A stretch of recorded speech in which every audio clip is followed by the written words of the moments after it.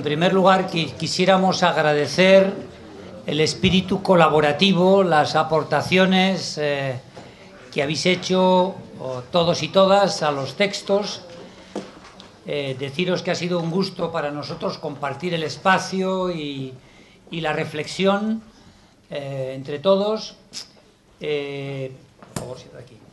Creo que se ha avanzado bastante y ha habido por primera vez la oportunidad de verse las caras y de hablar cara a cara e intercambiar puntos de vista. Creo que, si me lo permite Jaime, podemos repetir que este es un primer borrador, primer documento, que todavía a esto le queda un trecho bastante largo y que no se trata de un texto cerrado, sino que ha sido, digamos, compuesto por las aportaciones, por los técnicos, por Isabel, por María y el equipo, pero todos los aportes con mucho gusto van a ser estudiados y que en todo caso queda hasta el 19 de julio para enviar aportaciones escritas. Esto es muy importante porque muchas presentaciones orales luego se pueden fortalecer con una buena escritura, con una buena explicación por escrito, ¿no? Deciros también que luego es posible que haya también algún ejercicio participativo, que ese borrador hará su camino, tendría que ser presentado en su día por dos ministerios, a la presidencia o la vicepresidencia del gobierno, aprobado en Consejo de Ministros y luego presentado debidamente. O sea que estamos bastante lejos en ese camino. Y así como alguna persona nos ha dicho, bueno, pero es un texto cerrado. No, es un texto abierto. Creo que en esto se ha insistido, no sé si lo suficiente, pero me gustaría dejarlo muy claro. ¿De qué se trata esta reunión de esta tarde, esta sesión plenaria? Se trata de que los moderadores o moderadoras de las mesas nos expliquen en un rato, en unos minutos, creo que se puede hacer relativamente rápido, cuáles han sido las aportaciones, porque creo que han sido algunos casos verdaderas aportaciones, al texto que os habíamos enviado y que todos y todas conocéis. Por lo tanto, se trata simplemente de recopilar y explicar. No hay ninguna elaboración, quiere decir que no se han volcado en el texto, sino que entiendo que simplemente se están recogiendo las aportaciones, las vamos a contar y luego vendrá la tarea de incorporarlas en el texto una vez que se hayan recibido todos los comentarios el día 19. Por lo tanto, vamos a proceder en el mismo orden que tenéis en el programa de las mesas de debate a hacer estas presentaciones. Tenemos el gusto, lo quiero decir, de tener entre nosotros a Victoria Aranda, una funcionaria del sistema de Naciones Unidas, ha sido una de las grandes funcionarias de la UNTAC, de las de más nivel, pero esta mañana precisamente tenía que presentar el informe sobre inversiones en desarrollo y está aquí quizás para hacernos alguna pequeña reflexión, porque el informe toca este tema de alguna forma colateralmente, pero lo toca, y quizás sea interesante luego, cuando hayamos hecho la presentación, que Victoria, con toda su experiencia, nos haga una pequeña presentación que nos puede interesar para vincular el plan con otras actividades y con otras dinámicas que se están creando en otros organismos. Empezaría, por lo tanto, Jaime, que ha moderado la mesa Deber del Estado de Proteger. Jaime. Muchas gracias, Carmelo. Bueno, pues la mesa relativa al deber del Estado de proteger ha sido una mesa, creo que bastante intensa, dado que teníamos que debatir una parte bastante importante del plan, en extensión la que comprendía más medidas, y además porque dentro de las tensiones que hay o las diferencias de opinión que hay entre los diferentes grupos de interés, esto se acompañaba de la obligación que tiene el Estado, que en este caso es mucho más evidente que en los otros pilares. Hemos hecho un recorrido por el texto y también se han realizado comentarios generales. Estos comentarios generales lo que han hecho ha sido poner de relieve para la mayoría de los asistentes a la sala que el texto era demasiado vago y que tenía problemas de precisiones técnicas, que hemos animado a que se hicieran contribuciones por escrito para modificarlas, y que era poco asertivo, es decir, que sobre todo para la sociedad civil, que era poco asertivo y que incluso tenía una carencia de sanciones ante el incumplimiento de obligaciones de derechos humanos que tendría que modificarse y añadirse más. También se ha hablado de la necesidad de mencionar, aparte de la Unión Europea, realizar más menciones a instituciones como la OCDE o la OIT, aunque estaban presentes y así se ha reconocido que quizás sería necesario hacer menciones o incluso a comités de órganos de los tratados. Y también ha habido una mención a que no todos los grupos vulnerables estaban incluidos en las menciones de las diferentes medidas. En cualquier caso, esta cuestión, o todos estos comentarios más bien, se ha insistido mucho por parte de los asistentes que no son en muchas ocasiones una postura oficial, que había que esperar a que se mandaran las contribuciones por escrito, y sobre todo que la ausencia de comentarios, y esto ha sido creo que lo más compartido, lo más acordado de todo, la ausencia de comentarios no significaba el acuerdo con las diferentes medidas. Aparte de estos comentarios generales, ha habido también aportaciones acerca de la introducción, algunas de ellas que tenían que ver con la reunión esta mañana de la comisión académica, con la que nos hemos reunido a las 9, y que hablaban de cómo en esta introducción tendrían que introducirse estos grupos vulnerables de los que hablaba, puesto que, por ejemplo, aunque sí está presente la infancia y personas con discapacidad, se ha hablado de la necesidad de incluir a los defensores de derechos humanos, y también la necesidad de que no pareciera en la introducción que el objetivo principal de este plan sea la disminución de riesgos para las empresas o el aumento de la competitividad, sino que esto es una de las partes del plan y que tendría que ser acompañada con una mención a las obligaciones en materia de derechos humanos que son de necesario cumplimiento. Creo que estas dos cosas, la de mencionar en la introducción a los diferentes grupos como la mención de las obligaciones de derechos humanos junto a los otros beneficios, no han tenido ningún comentario en contra. Después, en cuanto al seguimiento del plan, y esto es una cuestión que creo que será de mucha importancia en el futuro, se ha mencionado también por parte de vicepresidencia, que estaba presente y que nos había hecho llegar algún comentario, que la institución que vaya a seguir el desarrollo de este plan durante los próximos 5 años todavía no se ha decidido, que es probable que cambie las menciones de vicepresidencia a presidencia del gobierno o bien otra institución que se decida, pero que en cualquier caso los mecanismos de seguimiento van a existir, van a contar con los diferentes grupos de interés y que serán en la medida de lo posible iguales o lo más parecidos que se pueda a los mecanismos de seguimiento que se están estableciendo para el plan de derechos humanos, es decir, ese plan genérico, no el plan de empresas y derechos humanos, sino el plan nacional de derechos humanos que se está realizando desde vicepresidencia. Y también se ha hablado de la necesidad de coordinar esto mismo con el plan de responsabilidad social empresarial que está realizándose por el Ministerio de Empleo.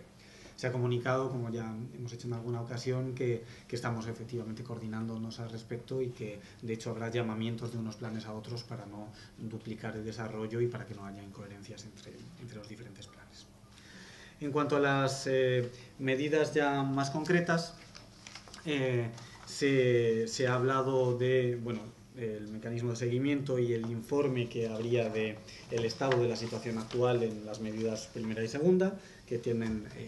el mismo problema que me anunciaba antes, de que todavía no se ha decidido qué órgano supraministerial va a llevar a cabo esta coordinación, aunque está claro que va a ser alguien por encima de los ministerios, y que posteriormente, a partir de la medida 3, se refiere al cumplimiento de las normas en España.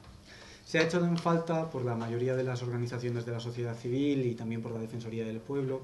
que es necesario en algunas ocasiones resaltar el compromiso con los derechos humanos en España y en concreto se ha propuesto para llegar a un acuerdo una medida 2 bis, se cambiaría la numeración, que se refiriera directamente a los tratados y convenios firmados por España y que son obligaciones para nuestro Estado de derechos humanos.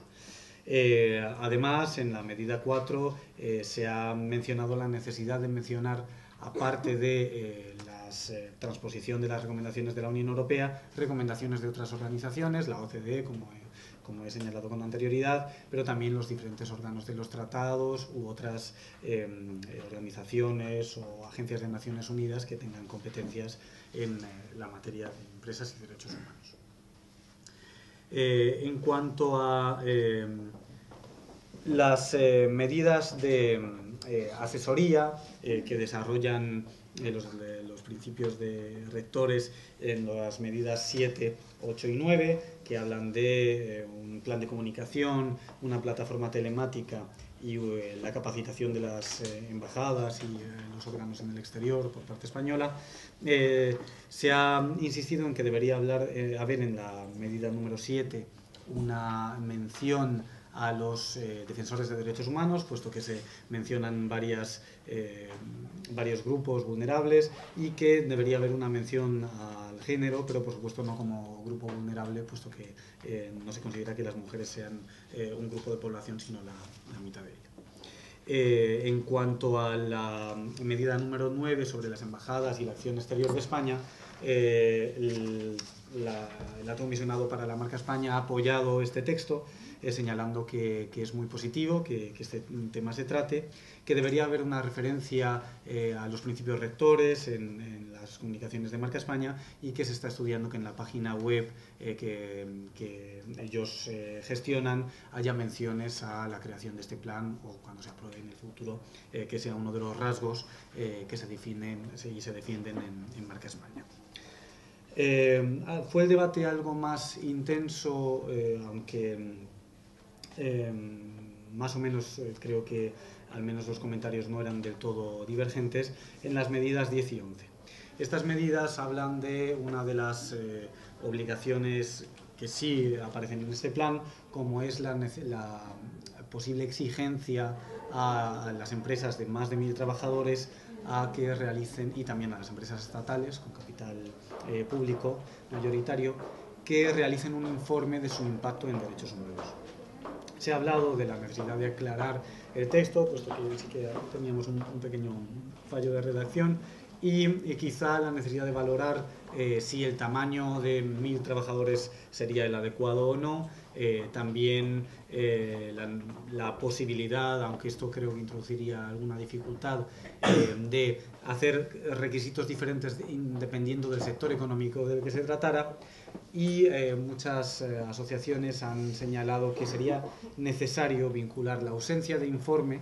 vinculado con la medida número 10, a algún tipo de sanción, o bien, como se ha sugerido,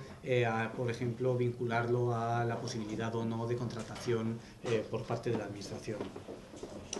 Por otro lado, se ha considerado que era necesario clarificar alguna redacción de la mención de la directiva o del borrador de directiva, y que sería necesario cambiar el orden de los artículos de las medidas para que quedase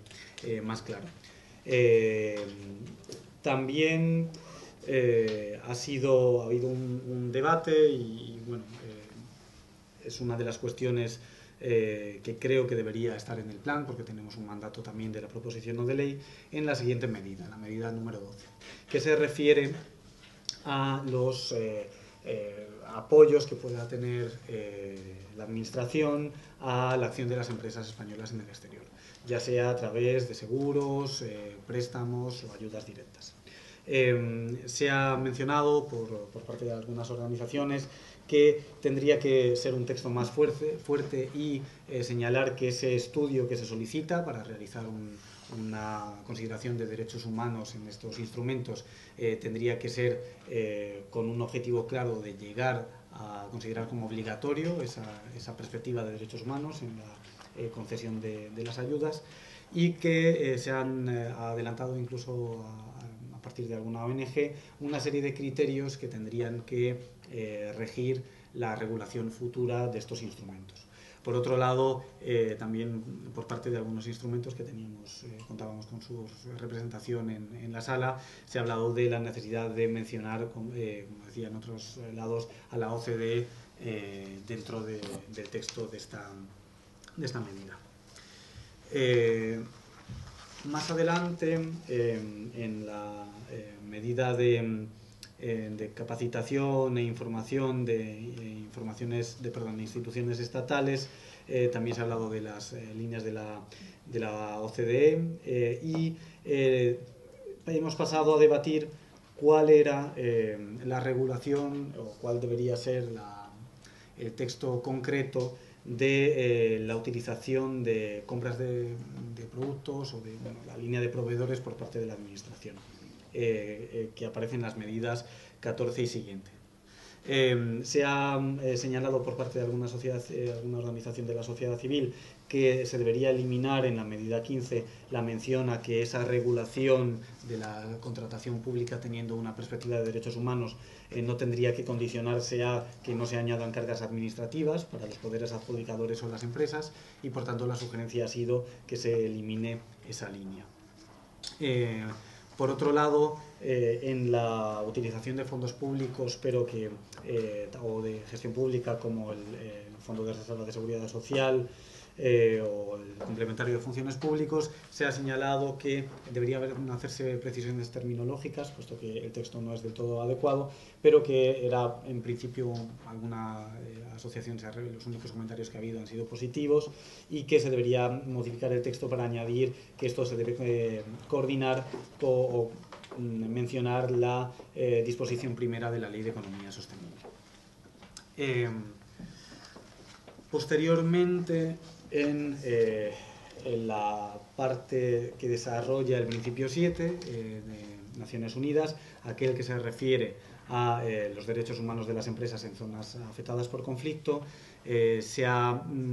pedido un texto más claro, en concreto de las medidas 18 y 19, para aclarar que el gobierno español, a la hora de contratar a empresas en estos países, exigirá la aplicación de unos principios voluntarios, los principios voluntarios de seguridad y derechos humanos, y que la interpretación del artículo 18 y 19 es que en su contratación por parte del Estado español exigirá unas cláusulas que se refieran a estos principios voluntarios, incluso cuando las empresas no se hubieran sumado con anterioridad a estos principios, y limitado obviamente a la relación entre España y estas empresas. También se ha informado que, aunque no será objeto de este plan, quizá podríamos estudiar alguna mención, la postura española en este ámbito es que sí debería existir un tratado internacional que regulara las empresas militares y de seguridad privada, pero que la mención que se hace en el plan de estos principios voluntarios es para avanzar en la medida en la que no existe un acuerdo internacional para crear un instrumento de este tipo. Igualmente, desde el punto de vista que hablábamos con anterioridad de las subvenciones, contratos públicos o la utilización de todo fondo público, se ha hablado de la medida 20, que no solamente tiene que ver con los países en conflicto, pero que se debería, según algunas asociaciones, se debería aplicar esta prohibición de subvención, contratos públicos o cualquier otro tipo de relación con empresas que hayan cometido graves violaciones de derechos humanos, se debería aplicar no solamente a estas empresas o a sus filiales, sino también a las subcontratas o a los proveedores. Además, se ha señalado que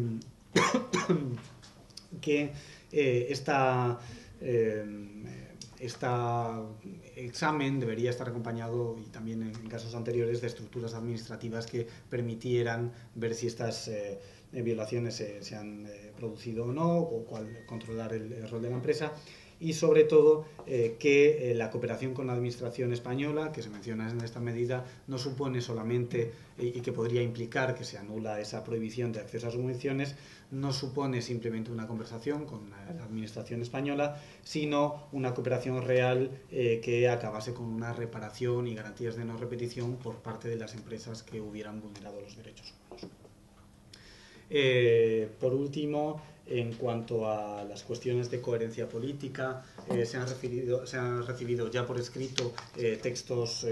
concretos y sobre todo relacionados con el principio 9, acerca de los acuerdos que pueda haber en el ámbito español o bien de la Unión Europea, y cuál sería la presencia de cláusulas de derechos humanos. Se ha señalado que se tienen que mencionar en algunas de estas medidas lo ya realizado en materia de inversiones por la UNCTAD, y que hay que mencionar en cualquier caso que ya sea estos acuerdos por parte española o bien por parte de la Unión Europea, debería haber una exigencia de cláusulas de derechos humanos, lo que no sucede, como nos ha contado Susan Bert esta mañana, a día de hoy. En cualquier caso, todo este relato que he realizado, que acabaría aquí, no supone en absoluto un acuerdo ni por parte de los ministerios ni por supuesto dentro de la sala, y así me han encargado que lo transmitiera tanto las asociaciones de sociedad civil como otras entidades que había en la sala, y sí que hemos animado a que hubiera contribuciones escritas y concretas sobre el texto, puesto que para nosotros a la hora de perfeccionar este borrador necesitaremos propuestas muy concretas y no solamente comentarios hacia dónde se tiene que dirigir. Y yo creo que con esto ya... Bueno, muchas gracias, Jaime, por la precisión y la rapidez. Pasaríamos ahora a la segunda mesa, la responsabilidad de la empresa de respetar, que la va a presentar Eduardo García Moreno, que ha sido el moderador de la misma. Eduardo. Muchas gracias. Pues nosotros hemos tenido 40 intervenciones, la gran mayoría de ellas por parte de ONGs, un sindicato y ámbito académico. Y en estas intervenciones pues entendemos que hay una expresión mayoritaria de apoyo a este proceso de elaboración de un plan de empresa de derechos humanos, aunque evidentemente no unánime, incluso ha habido alguna expresión digamos de rechazo a los principios rectores de empresas y derechos humanos de la ONU. Pero en general entendemos que ha habido una expresión de apoyo unánime a este proceso, y se agradece también que el proceso sea transparente, que sea un proceso participativo. Ha habido dos bloques de intervenciones, uno dedicado a intervenciones con comentarios generales al plan, y otro con comentarios sobre las tres medidas que forman el apartado B del plan, y que son las tres medidas, digamos, que están bajo ese epígrafe de la responsabilidad de las empresas de respetar los derechos humanos. Se ha pedido concreción de las medidas, que haya hitos medibles, que haya plazos establecidos, que exista dotación presupuestaria que permita realmente llevar a cabo lo que el plan manda, y que haya mecanismos de seguimiento para asegurar que las empresas se alinean con el plan. Se ha pedido también, como en la sesión del Pilar 1, que el plan esté coordinado con el Plan Nacional de Responsabilidad Social Empresarial y también con el que será el segundo plan de derechos humanos. Se ha pedido aplicar un enfoque basado en derechos como principio general del plan, y clarificar los roles de las diferentes instituciones clave, los actores clave en el desarrollo de este plan. Se ha hecho una mención a la Defensoría del Pueblo. Se ha hecho también referencia al hecho de que en el epígrafe B, la responsabilidad de las empresas de respetar, hay solamente 3 medidas cuando son mucho más numerosas las que hay en los otros 2 epígrafes, y que por tanto esto puede ser un desequilibrio de contenidos, y que parece que el plan pone muchos deberes para el Estado y no tantos para las empresas. También se ha comentado por parte de varios de los intervinientes el carácter, quizá en sus palabras, demasiado blando de las medidas. Son medidas de incentivación y quizá los intervinientes desearían ver menos incentivar y más obligar o garantizar el cumplimiento, medidas de garantía de cumplimiento o que obliguen a las empresas a cumplir. Se ha comentado que las pymes no están suficientemente presentes en el plan, y que sería necesario clarificar el perímetro de los derechos humanos. Se ha hablado de derechos humanos de primera generación, de segunda generación, y que en el plan se debería de dejar claro cuál es ese perímetro, cuál es la relación de derechos humanos a los que se refiere el plan. Yendo ya un poco a las medidas concretas, pues que bueno, son las medidas 29, 30 y 31 del plan. La medida 29 es un sistema de incentivos para que las empresas adopten la debida diligencia. La medida 30 hace, de manera resumida, referencia a reconocer aquellas empresas que se sometan a procesos de evaluación externa independiente, y la medida 31 es una medida de sensibilización a las empresas sobre su deber de reparar las consecuencias negativas que sus actividades puedan tener sobre los derechos fundamentales de terceros. Bien, aquí lo primero que se ha pedido es clarificación del concepto de debida diligencia, que no está suficientemente claro, y incluso ha habido una intervención pues poniendo de manifiesto que el proceso de elaboración de un anteproyecto de ley de reforma penal y un nuevo Código de Comercio que está en marcha podría ser una oportunidad de concretar precisamente qué se entiende por debida diligencia. Ha habido una propuesta directa de 3 medidas por parte de un sindicato que no voy a relacionar aquí, pero de la que tomamos nota. Y ha habido también la demanda de desarrollar medidas que faciliten a las empresas la implementación del plan. Se ha comentado que hay, por ejemplo, pocos indicadores para medir el desempeño en derechos humanos, ¿no? Y que eso es un prerequisito para que las empresas realmente puedan acreditar su cumplimiento. Se ha dicho que no hay que enfocarse a reconocer buenas prácticas de las empresas. Concretamente que, bueno, pues en la opinión del interviniente, la sociedad no necesita ni desea que se le reconozcan buenas prácticas a las empresas, sino más bien que se evalúen los procesos y los sistemas que las empresas pongan en marcha para alinearse con los principios rectores. Se ha pedido que no se incentive económicamente a las empresas, por ejemplo, para que implementen mecanismos de queja y reparación. Entiendo que esto no afecta a otras formas de incentivos que no sean económicos,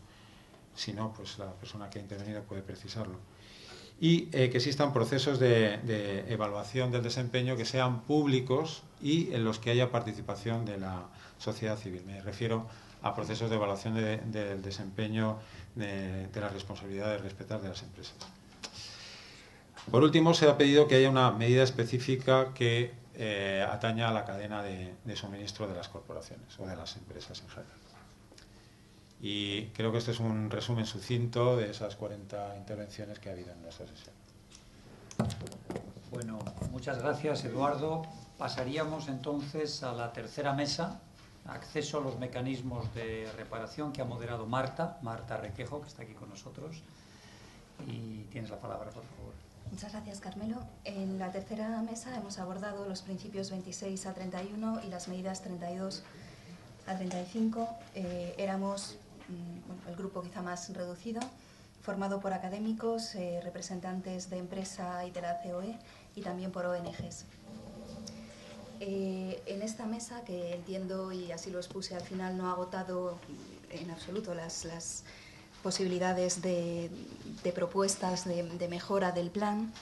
se elevaron en primer lugar voces en sentido favorable, la mayoría en sentido favorable tanto a la oportunidad de hacer este plan,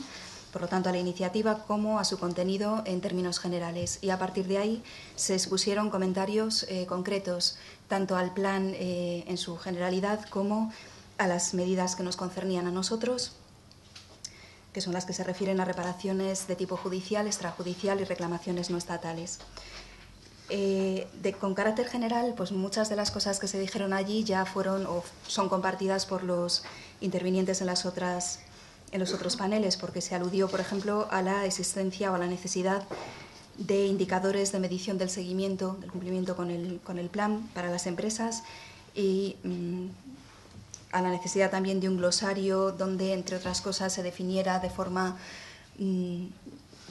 comprensible para las empresas lo que significa la debida diligencia. Digamos que con carácter general se aludió a la ausencia de concreción en el lenguaje y a la necesidad de concretar los aspectos jurídicos. En lo relativo al preámbulo se insistió en la necesidad de modificarlo en el sentido de que no aparezca como un objetivo del plan ofrecer ventajas comparativas a las empresas, sino que tiene que quedar claro que el objetivo del plan es la defensa de los derechos humanos y si colateralmente se produce ese otro efecto, pues bien. En ese sentido se señaló, se hizo bastante hincapié en que las empresas sí tienen obligaciones de derecho internacional, aunque es un punto que se puede debatir, y que el Estado sí puede adoptar medidas que tengan efectos extraterritoriales que puedan alcanzar a los comportamientos de las empresas españolas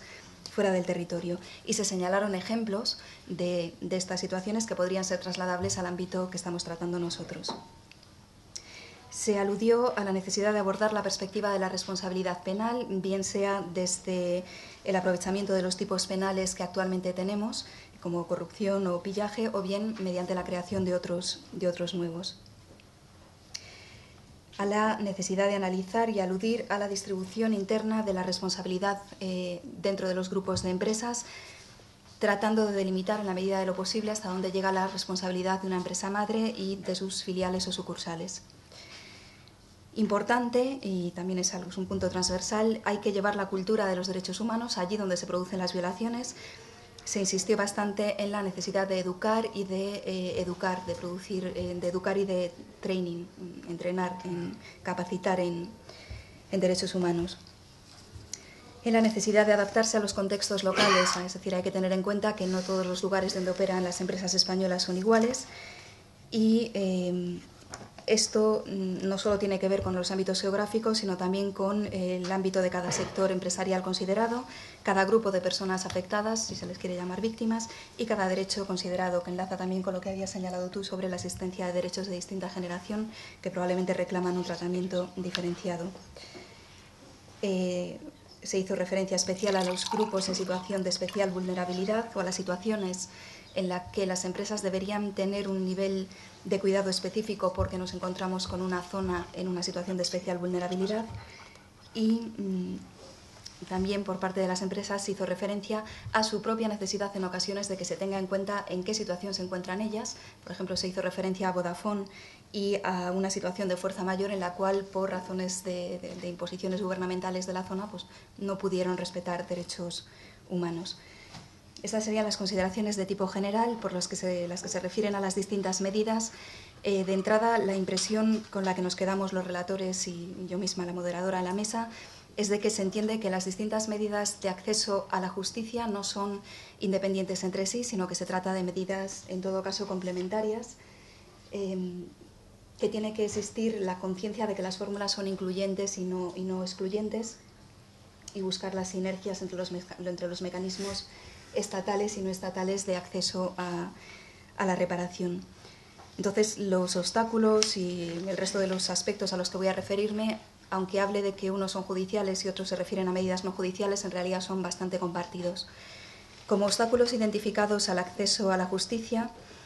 ya sean legales, prácticos o de otro tipo, se han identificado los siguientes: la falta de información a las víctimas sobre los mecanismos de reparación, y en este sentido se ha propuesto crear puntos de información en embajadas, también sobre el terreno, y de nuevo se ha insistido en la necesidad de capacitación o de educación de los profesionales locales, ya sean jueces, abogados, universitarios.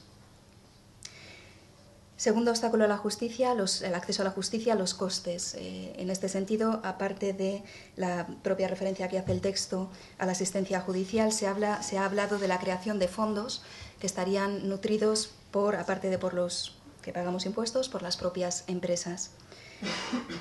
El tercer obstáculo sería la falta de inmediatez, entendiéndola en dos vertientes: sin falta de inmediatez desde el punto de vista del tiempo, por lo tanto la dilación en el tiempo entre el momento en el que suceden los hechos y se producen los daños y el momento en el que realmente se llega a obtener justicia, y también en el espacio, lo que enlaza con la idea de estar cerca